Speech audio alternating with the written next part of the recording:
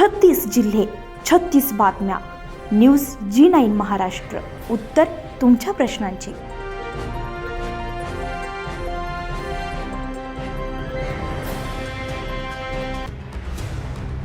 चांदूर बाजार तालुक्यातील हैदतपूर वडाळा या गावानजीक असलेला टोल नाका नुकताच चालू करण्यात आलेला आहे, परंतु परतवाडा चांदूर बाजार या रोडवरील कुरळपूर्णा येथील आणि तोंडगाव नजीक असणाऱ्या पुलाचं सुद्धा काम अजूनही पूर्ण झालं नाहीये. तरी सुद्धा प्रशासनाच्या वतीने टोल नाका सुरू करून सामान्य माणसांना सेवा प्रदान न करता टोल वसुली केली जाते. त्यामुळे सामान्य जनतेची लूट शासनामार्फत केली जाते असा आरोप सामान्य जनतेकडून केला जातोय. जोवर पुलाचं आणि रोडचं बांधकाम पूर्ण होत नाही तोपर्यंत टोल वसुली केली जाऊ नये अशी मागणी स्थानिक नागरिक आणि वाहन चालकांकडून केली जाते.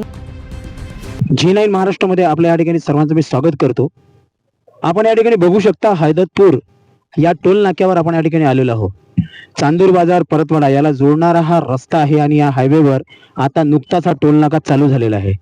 परंतु रस्त्याचे पूर्ण कामं न होता सुद्धा या ठिकाणी शासनाने आणि या प्रशासनाने या ठिकाणी टोल नाका चालू केलेला आहे. येथेच कुरळपूर्णाचा पूल अजून पूर्ण झालेला नाही, रस्त्याचं पूर्ण काम अजून झालेलं नाही. तरी पण शासनानं हा टोल नाका चालू केलेला आहे आणि या टोल नाक्याच्या माध्यमातून असं जनतेचा एक प्रकारे रोष पाहायला मिळतोय.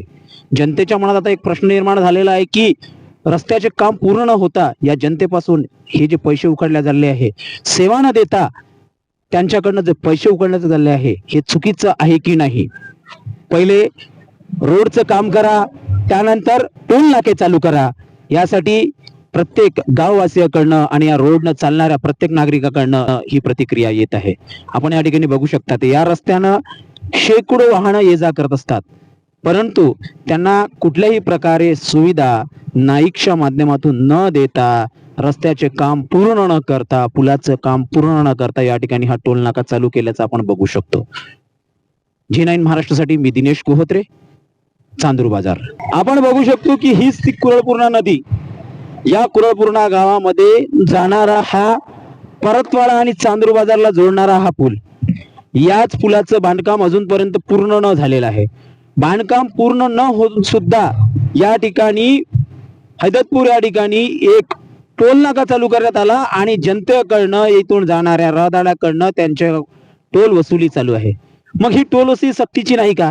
पहिले सुविधा द्या, नंतर टोल भरायला इथली जनता तयार आहे असा सवाल प्रत्येकाच्या मनातून येतोय. आणि प्रशासनाला हीच एक मागणी आहे की पहिले संपूर्ण या रोडचं पुलाचं बांधकाम करा, नंतर या टोल नाक्यावर आमच्याकडनं टोल घ्या, अशी प्रत्येकाची या ठिकाणी मागणी आहे. आणि ही मागणी कितपत पूर्ण होते हे आपण आता या ठिकाणी बघू शकतो.